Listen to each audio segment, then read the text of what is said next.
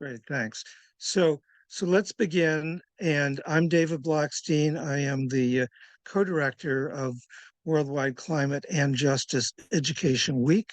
I'm from Bard College in New York, but I actually live in Maryland, outside Washington, D.C., where it's 65 degrees here in the middle of March, and I'm sitting in my back deck because it's so climatically challenged warm here.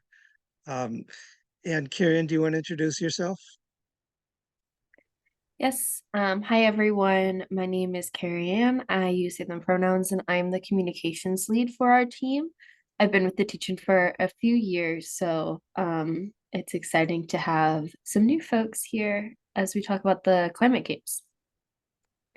Right. So I think before we get into the games, let me just do a little bit of an introduction on Worldwide Climate and Justice Education Week. So, Kieran, maybe you want to start with the video when you can get that ready, please. And so we'll show you this intro video and then we can talk.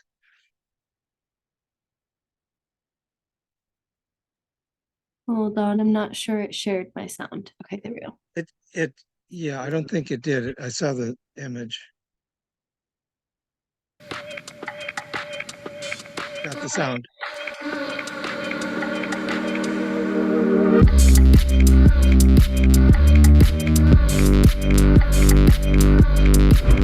Where are you emotionally on climate change? 1 is I never think about. 10 is paralyzing anxiety. Can't sleep at night. Don't want to have kids because their world will be to this topic. The Worldwide Climate and Justice Education Week is about helping people move from climate despair and disengagement to a mindset of climate repair. This is the education that changes the future. So Climate Week is for everyone. It's for students, faculty, and staff from all subjects, like artists and psychologists, scientists and business majors, students of music, literature, economics, international affairs, healthcare and engineering, you name it. Join tens of thousands of people around the world in growing climate education. The first week of April, 2024. You're not alone. People on your campus are really worried about climate change. If you step up, others will join you. At your school, you can make climate an event. This means solutions and justice events on your campus. Art, theater, panel discussions, films, faith meetings, music, games, fairs, and displays. Check out our website for examples from all over the world. Engage your whole school. On top of your events, you can also help to make climate a class. This means encouraging climate-concerned teachers from all subjects, art, history, chemistry, psychology, all subjects, to spend at least half an hour talking about how climate change solutions and justice are relevant to their field of study, how artists, historians, chemists, and mathematicians are all thinking about climate change. We have step-by-step guides on our website to help you make this happen. Last summer was the hottest in history. Massive fires, heat waves, floods everywhere. We have to stop it from getting hotter every year. You can help organize Climate and Justice Education Week at your school. The biggest threat to our future? Thinking that someone else will lead, that someone else will stop the climate crisis.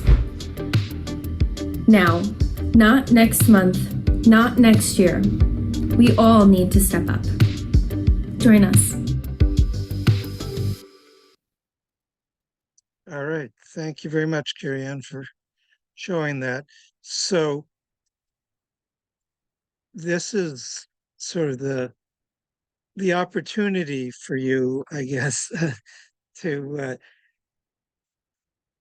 use our organization, our organization and our organizing to engage the communities that you work with, whether they're a university or a broader community in the sense of from the California Department of Public Health in learning about climate change, climate solutions, and climate justice.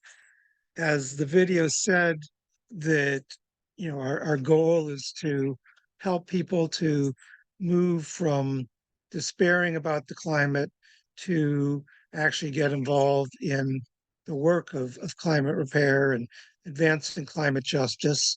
We've recently started a partnership with a group called the Climate Psychology Association, and they have actually just put out a book, a report that we'll put in the chat on a parent's guide to combating climate anxiety. And these are people who are mental health professionals who are working on helping individuals and groups to deal with the climate anxiety. So, it's Erica, from a public health standpoint, that the mental health aspects of climate change, as you probably know, have gotten to the point where there are large numbers of people in the U.S. and in many other places across the world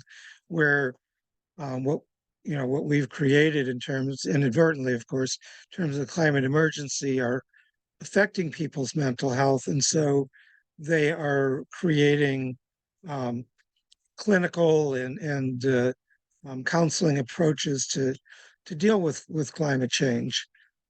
We and I'm working actually with somebody to try to get a webinar that I think will take place during Climate Justice Education Week, that will be on sort of eco art therapy as a way to help combat climate change.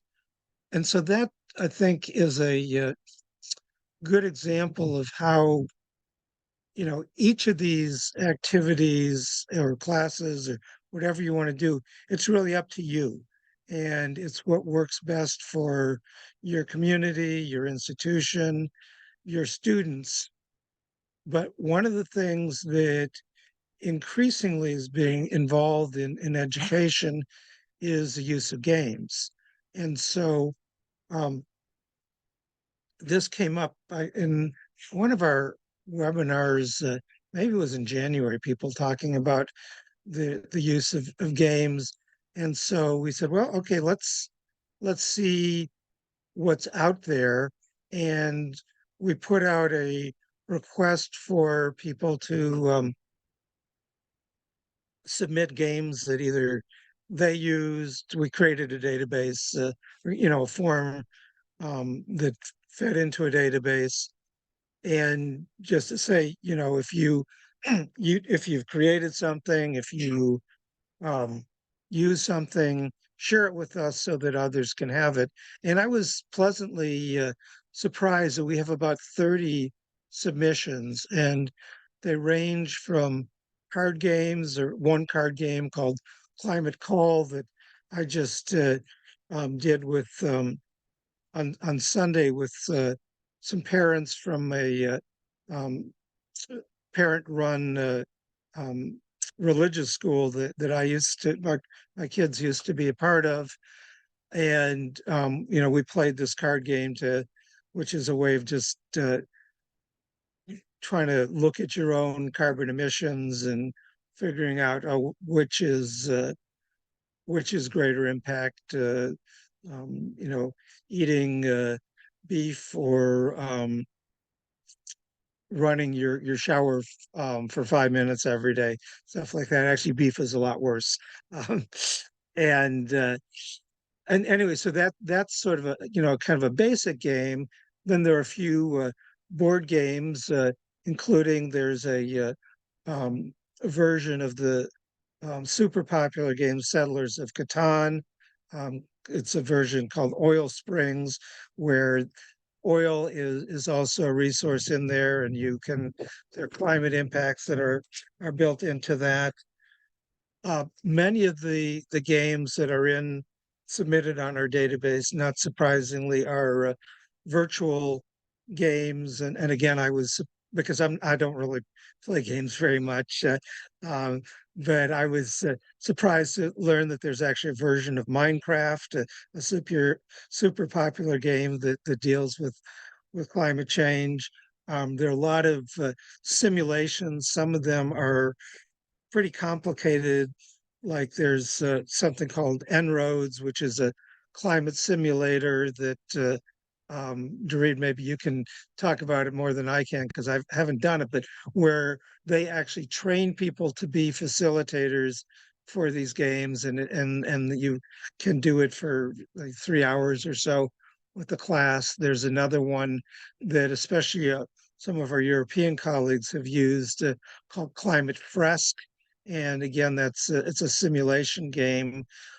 Our partners at the American University of Central Asia have actually made that a key part of their climate teach-ins and climate education week, training teachers then to use Climate Fresk.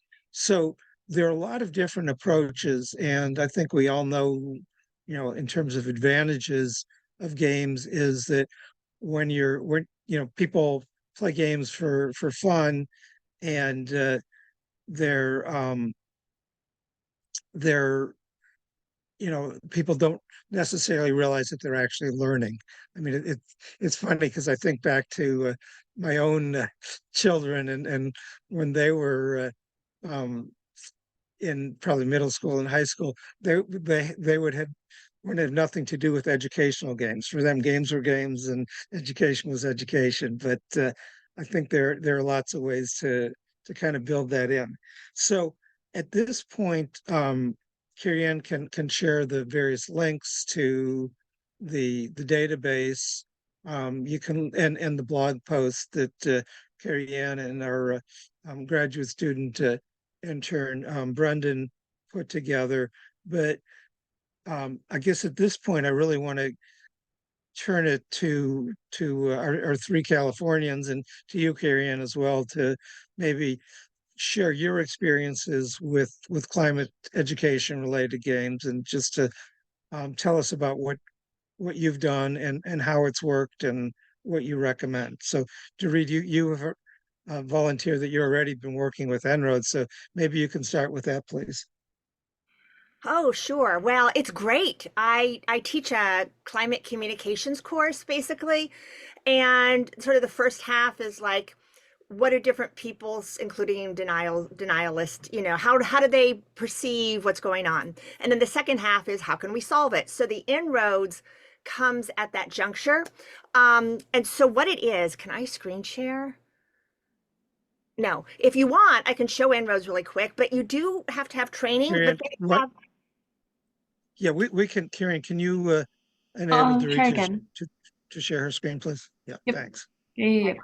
Let me bring up En-ROADS. It's really easy to find. En-ROADS simulation. So it's done by MIT and this other group, Climate Interactive. Yeah, okay, so let me bring it up. And so it's super well vetted, and there's like tons and tons of information on it. Okay, so here, let me screen share. Now that I've got it up, voila. Okay, so here's the site. It's climateinteractive.org, or you can just put En-ROADS. And so En-ROADS stands for, Lord, I don't remember. It's a simulator. So let's go ahead and just explore it. And they've got various games you can play with it. They've got some other things out there, but this is one that how I've used it, and it's very, very common. And they actually model this on, if you go look at other links on this Climate Interactive site, they have loads of webinars. They have this whole like 9-hour training thing, which I did, but you don't have to do it for 9 hours. And they have a game that is like governments of the world, kind of a COP meeting, a conference of parties meeting, where you get these different stakeholder groups from developed nations and the global south and the fossil fuel executives. And my students will sometimes I have first and second year college students, they'll dress up, as the fossil fuel execs with like money coming out of their pockets, and they'll have a great time like sabotaging things. But what you invite students to do is to play around with these sliders. So here's the status quo. And right now we're on target for 3.3 degrees of warming. All right. And there's assumptions, different things you can do up here with changing the assumptions. Like if you personally have knowledge of higher, Earth climate sensitivity, how much it's going to warm, at doubled carbon dioxide emissions being higher, you can reset the assumptions, and it explains all the research. But anyway, I've never bothered with that. I've just gone with what they've had. So you can play around with, well, gee, what if we really change the status quo on renewables and subsidize them?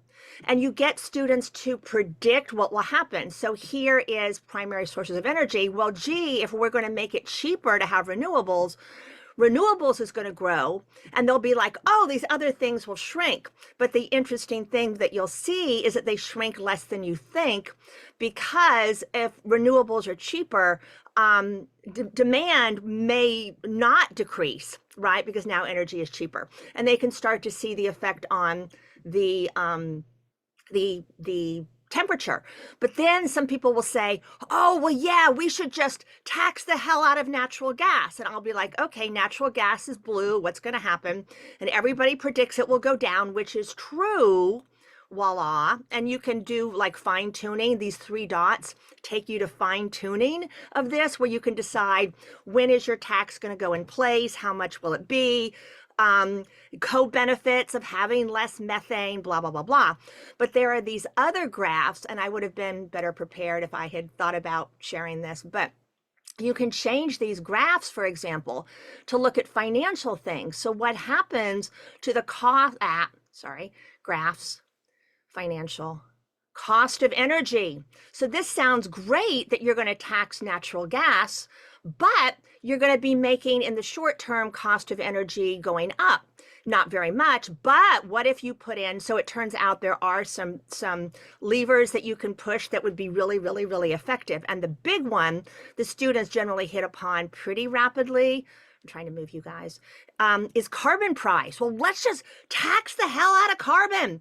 We're just going to tax it like crazy. In fact, around here is what Europe is currently doing, with about an average of, I don't know, I think it's like $80 per metric ton of carbon. And so as you can see, oh my God, right? You've got really unhappy people. Sure, you just made a huge impact on the environment, on temperature. But meantime, you've got really, really, really unhappy people. So you've got these different stakeholders who are proposing changes, and they can get into this fine tuning. And then the fossil fuel people come along and be like, you can undo, in the game, you can undo what anyone has done. And the fossil fuel people, I always give them the last word for one round, and they just screw up what everyone else just did. So anyway, it's a really, really fun game. The fine tuning, right? You can see how you get this, here's an example of some of the ways you can fine tune, and then they have more information, examples, messages, co-benefits, equity considerations. So there's really a bibliography. It's really, really, really useful and fun. And at the end, the En-ROADS people suggest that you leave 10 minutes and you ask students certain questions like, what surprised you? The big one is, what would you like best about living in the world you've created? Because the goal is to get the temperature below 2 degrees, and ideally like around 1.5 degrees Celsius. And my students generally, unless the fossil fuel people are really evil, which they are sometimes, can get it below 2.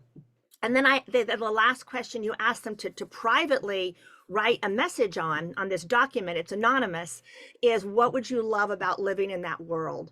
And everybody sees it. And they don't know who wrote what, but it has brought tears to my eyes on more than one occasion. So they'll be like, wow, it really is possible to make a difference. It's just a matter of cooperating and compromising and pushing things through, even when there are obstacles. And they'll say things like, if I lived in this world, I would have children.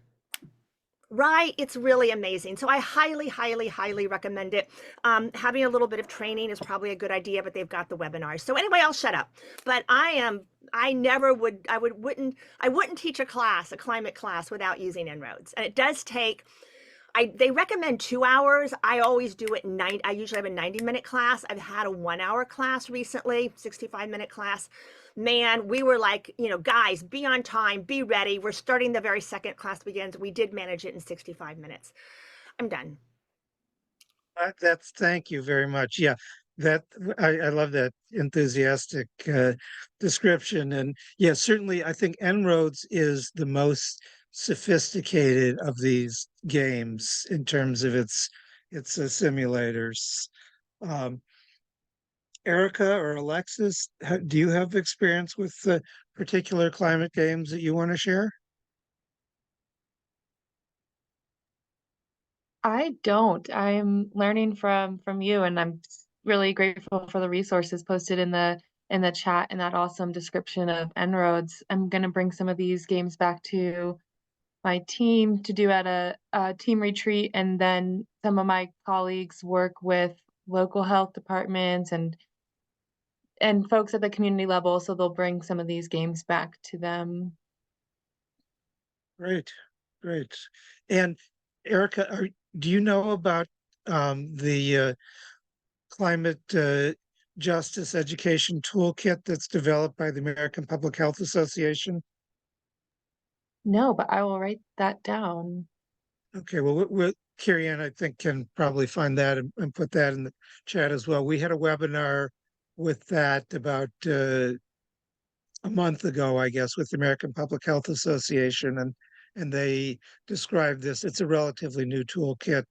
The American Public Health Association is one of our major partners on Climate and Justice Education Week, and their person, Michelle Loosely from their Center for Climate Change and Health Equity, was hoped to join us, but she has another meeting, so I'm carrying her water, I guess, a little bit.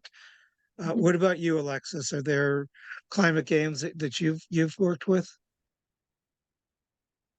or played, I should say, I guess? Yeah, I mean, similarly, not really, but kind of one of the main kind of things that one of the things that we're looking to do is a lot of elementary school education. So games is a big thing, and one of honestly the only games that we played. I'm not too sure how this ties into like if it's directly, but it's like a composting game where you just have different bins and then people just like compete. So you have a bunch of trash and you say you have compost, recycling, and trash, and then it's just like a timed race, and then like the winner gets a prize. So that kind of just ties. Then like so like after, we'll take out, and then we'll just like double check, say like, all right, does this belong here or not? So it is it's kind of like a learning moment. Yeah, it's kind of like a learning moment, and yeah, I feel like that's one of the only games I've played. But yeah, 100%. Like we see the value of learning through play. So that's like I'm gonna take a look at that list of games and see like what we can implement. Right. And then also, they're not on our list. Maybe some of them are, but another of our major partners is a group called Subject to Climate, which they vet and organize and catalog on their website curriculum for climate education in all subjects. They're especially K-12, but also on some for undergraduate education. They have a page that has, I think it's like 10 climate change games for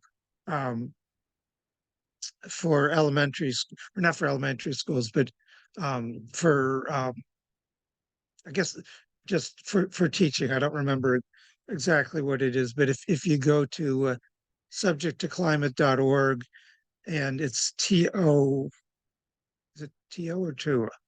Yeah, toclimate.org, that you should be able to find that. And then also I will mention that working with Subject to Climate and the Earth Day organization, and a couple of other partners, National Education Association and the Learning for a Sustainable Future, which is a Canadian group. We have created a Earth Month calendar that has a theme for each day. One of them does deal with composting. There's another one that's related to more to health issues. There's another one dealing with water. And then on each of those days in this Earth Month calendar, there is a link to 4 or 5 different levels of curricular resources. So like K to 2, 3 to 5, middle school, high school, and occasionally undergraduate. So again, Carrie Ann will, I'm sure in a moment, put that on our chat as well. So there's lots of resources that people can use. I wanted to mention.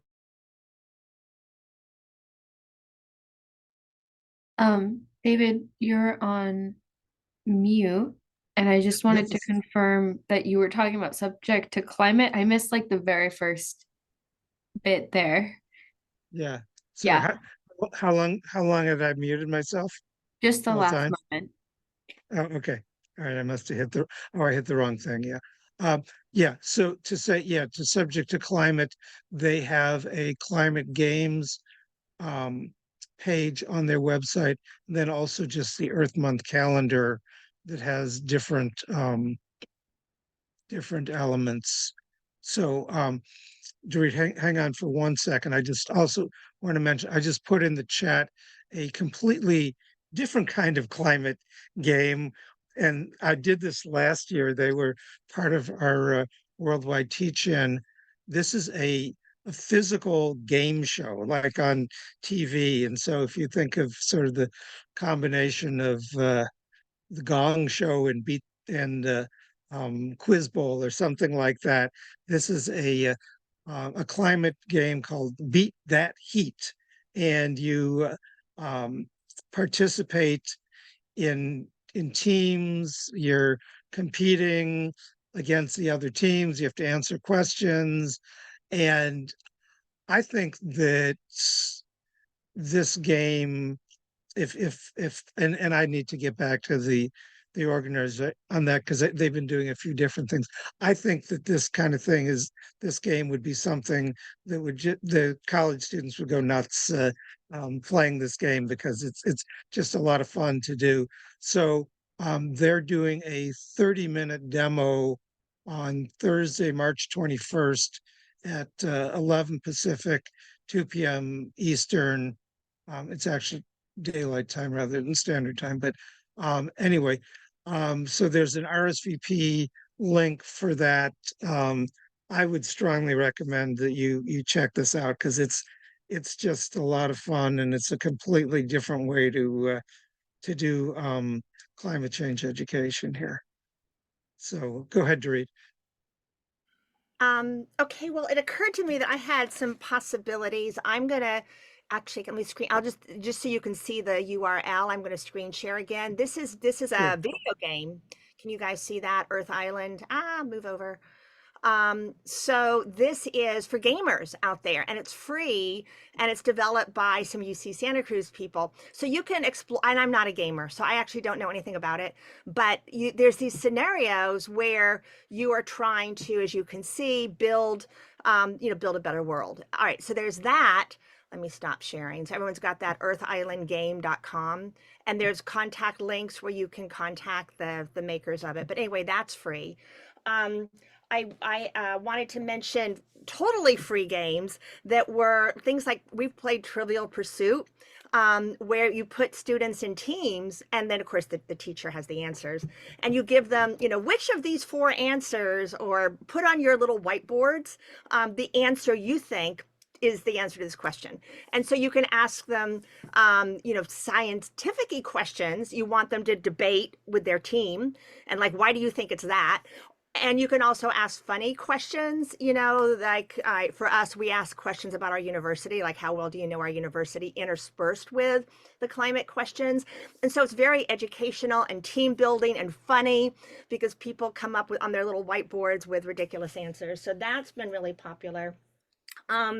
We've also played an activist game where this is with a climate group now, not with my class students, but where you get them to role play, to act out like you have this, like what's one thing you'd want to change about campus? Not even about climate, just like there's too much waste, or there should be better bike paths, bike protection, or, you know, housing should be cheaper, whatever. And you get them to practice presenting their idea to different types of people, like a sympathetic administrator, or, you know, a busy journalist, or a non-sympathetic administrator. And they role play, and the other teams, you know, vote, kind of clap them into who gets first place, and you can have prizes. And that's really funny. And finally, I'm almost done here. Another activist game is this one. So this is a website, Beautiful, if you just Google Beautiful Trouble. So anyway, it's a card game, and they've got various versions of it and like handbooks and all this, but they're trying to encourage activism and collaboration and all of that. And so it's not specifically on climate, but it is very motivational. And but the only problem is it can only be played by, I forget, 8 people at once or something. So it's hard to do for like a whole class. I'm done. Anyway, those are just some possibilities. No, this is great. I want to come out to Santa Cruz and take your classes to read. It sounds great.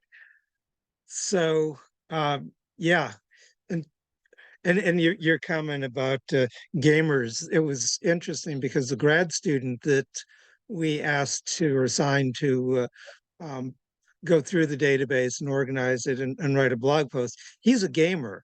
And so he was thinking about it totally different, this whole task totally different than the way we were thinking about it. We were thinking about it, you know, well, what are things that can be used for classrooms? And he was thinking, well, these, you know, what kinds of things could gamers get into? And Carrie Ann, we should remind Brendan to start posting some of this on the gamer websites and chat boards as well. So, Carrie Ann, did you have anything you wanted to add in terms of games and your experiences?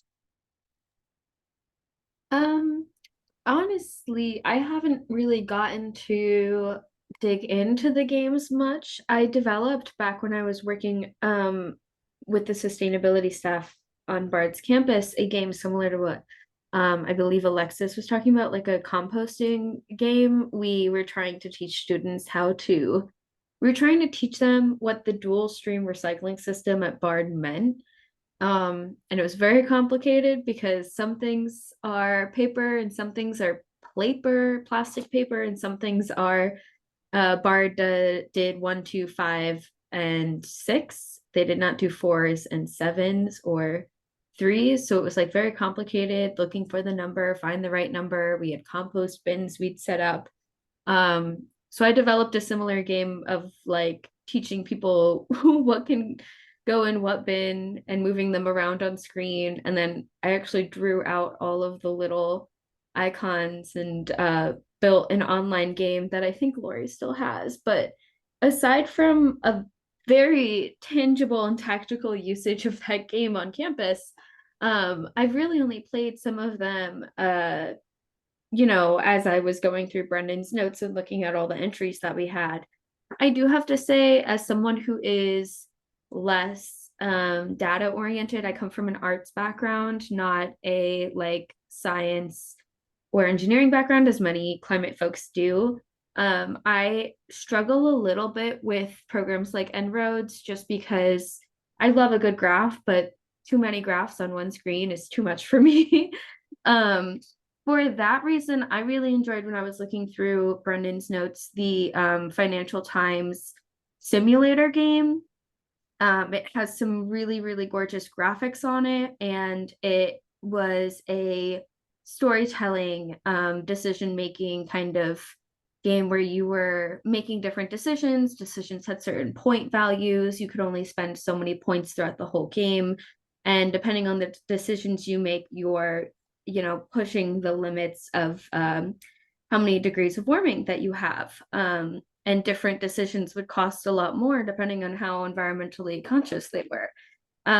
But it was the way that it was a storytelling medium, and the graphics of it were really, really enticing to me. So I leaned towards games that are more like that. For I guess if your audience was more like me, a little less scientifically inclined, they might enjoy something like that as well.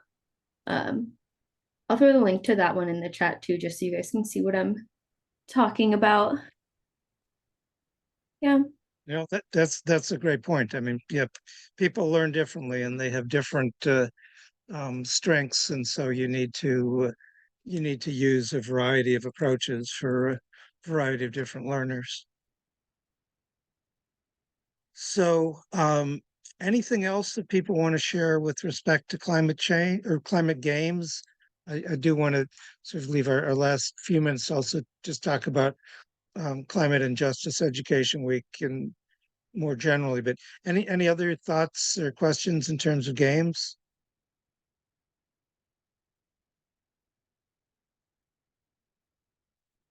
Okay, so again, just for each of you and for those who are listening to the reporting, that we are now just a little more than 2 weeks away from the beginning of Worldwide Climate and Justice Education Week. Dorit and I were talking at the beginning of this webinar how, just in terms of the timing, that sometimes that timing is not the best for everybody. And our point is really, there's nothing sacred about that week. We picked it out of the 52 weeks in the calendar. We chose that week to begin Earth Month and to do it a little bit separate from Earth Day, just to provide a differentiation from Earth Day. But as I said, we do work with the Earth Day organization. In some way, what we're saying is, begin Earth Month with education and then build up to action on Earth Day. But, if you want to organize something that takes place later in April, that's cool. You can still list it with us. We'll still, offer you the kind of marketing resources that we have and certificates of participation and guidance or whatever connections that you need.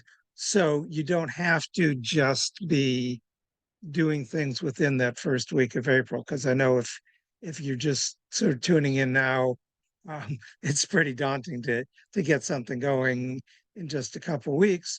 And if you feel like May is a better month or June's a better month, the most important thing is just to develop the approaches that you can try with the learning communities that you work with, and to see what works and to find some successes and to build and to both inform and empower the learners that you work with.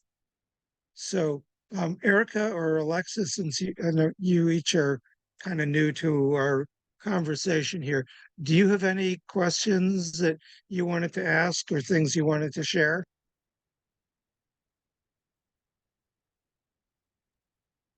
No questions for me. I'm still I have a lot of resources to explore now, thanks to everything put in the chat. Thank you. Well, good. Yeah, I mean, that's part of being part of this community, is to kind of we're making stone soup together. Everybody's bringing their luscious contributions, and then we blend them together, and then we use what works best for us. How about you, Alexis? I know you're working with Beth Weinman at Fresno. I am, yes. Yeah, great. Yeah, good. So, do you want to share what a little bit more about what you're doing at Fresno, both with the California Climate Corps and any things that you are planning for Climate and Justice Education Week? Yeah. So some things, so Climate Corps is it's an awesome like state, maybe might be federally funded um group of fellows that we do service around the community with an awesome educational kind of stipend. And yeah, we do for us here in the Central Valley. We're heavily impacted by, I guess, pollution and heat. So in trying to figure out, okay, how do we combat this, especially like in the climate justice kind of like scene, especially in the summers, like with heat, prices go extremely high. Um, yeah, and air pollution. So we kind of thought, one, definitely doing education, and then two, um, just planting more plants, I guess, around campus, making it a lot greener. Because plants do have that kind of that dual effect. They have the cooling effect, and then they have the air purification effect.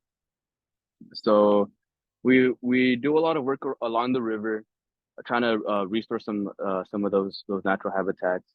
And then here at Fresno State, we're working a lot with the ag department and like the science greenhouse department, trying to figure out or kind of being a resources to try to get schools to start their own kind of school gardens if they would want to, and that then ties into like food security, and just like general knowledge, I guess, of like, or it even just like kind of drives that connection to nature, and the connection to Earth.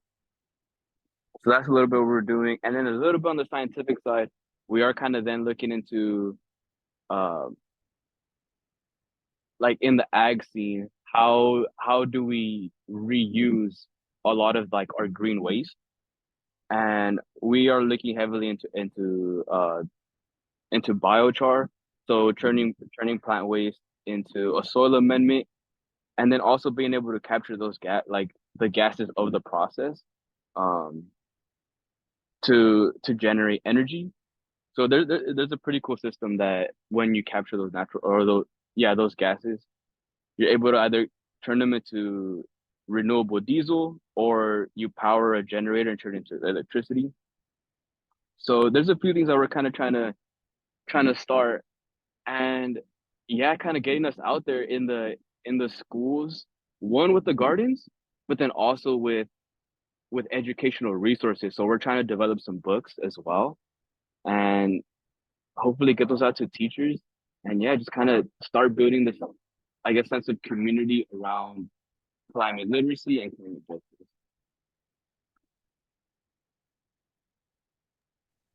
Nice. That sounds like it's a great suite of activities, and I know that Fresno is really very active with the whole Climate Corps, and it sounds like you're doing many great things. So, Dorit, do you want to just tell us in terms of some of the things that you're doing at Santa Cruz? I know there's a lot. Well, we're doing a teach-in again, with mostly faculty, but some student groups participating. We're going to promote more than we did last time. The last time we did it was in 22. So I'm really excited to be doing it again. But the 22 version was faculty giving talks, which is still an option for faculty, but we're trying to get them in panels more. So, for example, one panel is on nuclear power, because this is right. Do we need nuclear power to solve the climate? So we've got, a basic background person, a pro person, a strongly pro person, a strongly con person, and a moderator to keep things civil. But anyway, that's kind of going to be the most extreme probably, but other ones, it's going to be another panel on environmental justice with island nations, and different faculty are doing their own little specific, area of expertise. So, and then that makes it less, what's the word I want? Less difficult for faculty, because we're asking each person to talk for no more than 10 minutes, and then to have like a roundtable discussion. Whereas the previous teaching, we had people making climate a class and inviting other people in, right? Would you welcome the public? And then we had some people giving basically 40-minute talks on their area of expertise. So our theory is where ours is Earth Day. So we've got some time, but the people seem to be very interested in this panel idea because look, it's only a 10-minute commitment. And we're doing a Zoom we're doing three time slots, and each time slot will have 4 in-person things, which is a lot, and 1 Zoom. And our what we found out last time is that the Zooms, path of least resistance, right, are very well attended, like 50, 60, 70 people going to a Zoom. So I want you guys to think about offering asking your faculty if they would consider Zooming, because it's easy for them. They're at home. They're not teaching that day maybe, and they could potentially have a really wide audience even outside your university. So we're actually publicizing the Zooms to the entire UC system. That all sounds great. Yeah. And speaking of the Zooms and webinars, in 2 weeks, our webinar, not a lot, but there's a fair number of the participating events that will be virtual or hybrid events. And so Brendan, the same graduate student intern working with us, is putting together a database of hybrid and virtual teach-ins for that'll take place during Climate Education and Justice Week, and probably some of them will take place shortly afterwards. And so we will be talking about those. We'll be sharing, of course, by email the whole list, and we'll also be putting that on our calendar on our website. But they're events that range from a group called Public Employees for Environmental Responsibility that will be organizing an event about greenwashing and climate greenwashing in particular. There's a group that I work with called Climate Diet that is doing a demonstration of vegan cooking. And if you register in advance, you can get a list of ingredients so that you can cook along with that.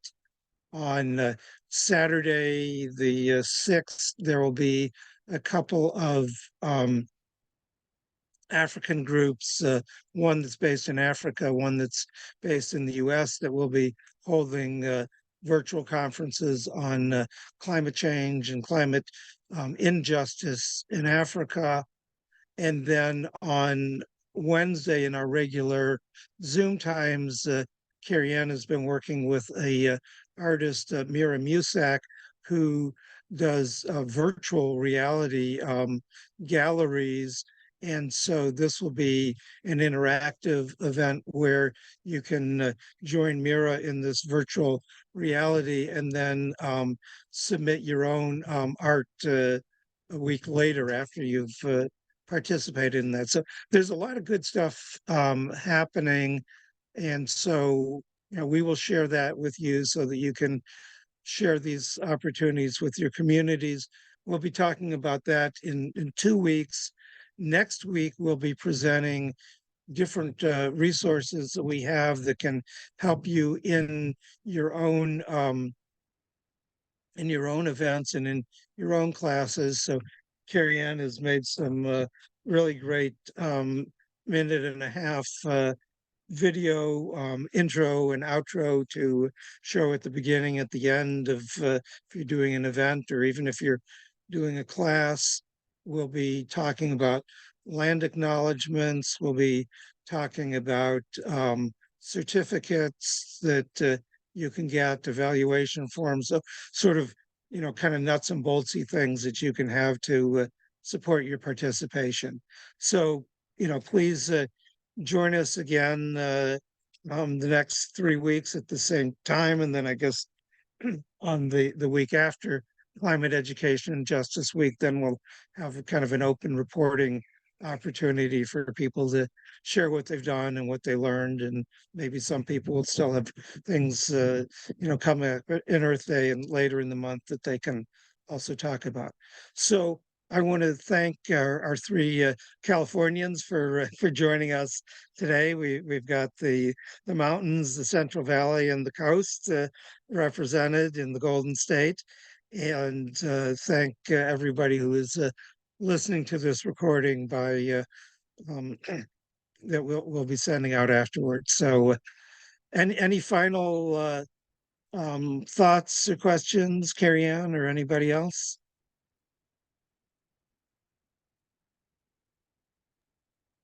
I think that was an excellent summary, David, of all of the many things we have going on.